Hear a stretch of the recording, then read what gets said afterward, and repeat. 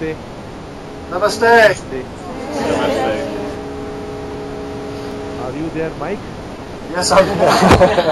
Yes, I'm here, Bhagavan. Yes, it's so nice to see you. Thank you. Yes, go ahead. Any questions? Thank you. The first question we have is about what will the effect be on our physical bodies as we go through this process over the next 2 years? Yes.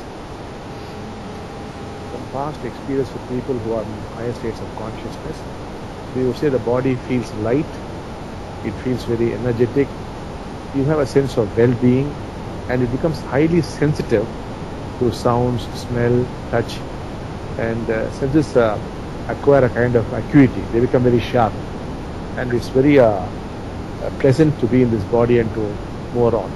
It becomes a delightful experience. You actually feel like a feather, very, very light you feel.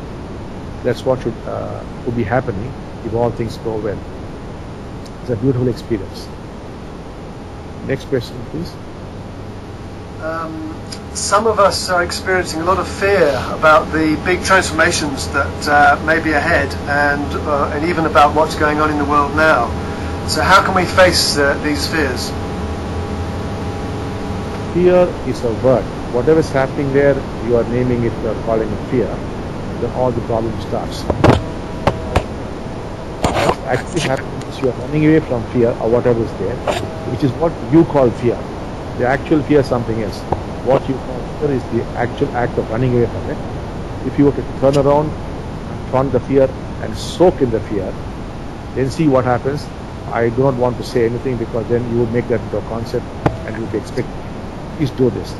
Turn around, confront, allow it to eat you up. That's all. Do this and tell me what happens. I'm not going to tell you what happened. The act of running away is what you call fear. You never actually faced fear. You've been running away from it.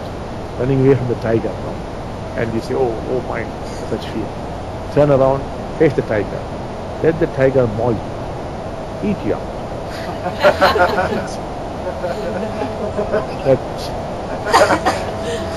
If you don't hear from us again, you'll know what happened. Tell me, you tried it. The tiger. Become the concept again. Thank you. So the other question is, if thoughts are automatic, as you were telling us in the teaching just now for February, where does choice and free will fit into that? See, there's no choice or free will. Once you get out of the mind, you will see how automatic all things are. It's so amazing. And it works beautifully and so on. It can take decisions, it does everything, but you are out of it. Choice and are only illusions. But as long as you are within the mind, it looks as though choice or free will. Even then there's no choice or free will. Then at least you have these illusions. You have this impression that you have choice and you have freedom.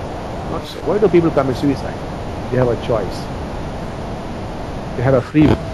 Suicide. What happens is there's such suffering, such pain, and what happens? The womb gets triggered. Womb, let us say, you were floating around and enjoying yourself. The mind throws up an illusion. When you look at water, there's joy there. There's a pond or a lake or anything, and you feel that you want to jump into it because it is connecting to what happened in the womb. And then you jump into it and you commit suicide. And only after you jump in, the illusion stops, and then you want to get out. So the guy who wanted to commit suicide, after jumping in, is screaming. So also fire and light. So let us say you had a beautiful birth experience and you saw the light at the end of the tunnel coming out. Then when you are in terrible trouble, those scenes would be played up before you. And then you see fire, you mistake it for light. And then you joy. Thinking is all joy and bliss. So where's your control? You do not even know it is fire. You do not even know it's going to destroy you. You're taken over. Whereas you assume the guy knows it's done him to death. Not at all. It doesn't happen. It's simply pulled magnetically towards it. Very often you see people just before committing suicide are euphoric, or sometimes you're very happy. That's when you get fooled. You let your guard down, then the guy commits suicide. So where is the control there? So people talk of expressing the self. Well, But how many people keep expressing themselves in a positive way? Most of it is destructive. You know you got to study for your exam. You do not study. You are like a vagabond. You won't do that. You know if you speak those words, your marriage will break. Till you speak it. You know you can't behave that way in office. You behave that way and check. Where is your freedom there? Where is that? You know these things are. So the self is expressing itself in a very destructive way. Because you have no freedom, you have no choice. But you feel as though you took that decision, your own choice, you spoke those words and got checked out. That is a big illusion, Sahavam. But once you become awakened, you step out of the mind, it's functioning there on its own. You can do anything, you can do mathematics, you can do physics, you can take decisions all on its own. You would not be there because you are just not there. You never were there. You are not there and you will never be. The only thing is an illusion. It's a simple trick, that's all. Once you come out, it's all over. Then that you start living.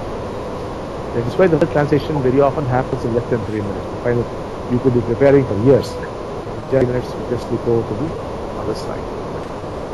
So let me hope it will soon start happening to you. For a lot of people, it's beginning to happen. By the day it's increasing, I hope it will soon happen to you. Mike, shall we move on to the fourth question?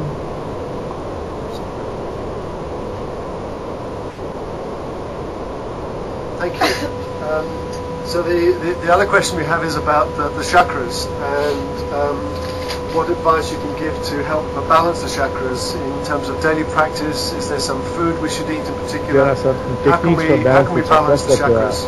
In Oneness we do not use those techniques. Instead we give some teachings which if you contemplate on, they automatically the chakras. We do not have time to go to the another time you review those teachings. We give teachings for 7 chakras, and if they are applied in daily life, they automatically. And the other is the food that you are about. I have no idea about Western food, but for Indians, what I advise them is to go to an Ayurvedic doctor, find out what Vata, Pitta, Kapha, what those humors are. Because when you are born with a ratio, which cannot be altered in life. Once it's altered, you die. It's only when you awaken, it's altered. Otherwise, no. Otherwise, you will be dead. So find out what exactly is your constitution in terms of these Ayurvedic principles, and then take the necessary kind of food. It can only be based on the individual. We cannot give a general prescription. What is your constitution? How much of Vata, Pitta, Kapha you are born with? That has to be by a good doctor, and accordingly, I don't know what Western food you eat, you must take it. Then also the chakras get beautifully balanced. So I recommend you consult a good Ayurvedic doctor. There could be other ways, but I have no idea of that. I can only speak what I know. There could be many other ways. So now shall yes. Oh, I see. So now shall we move meditation now?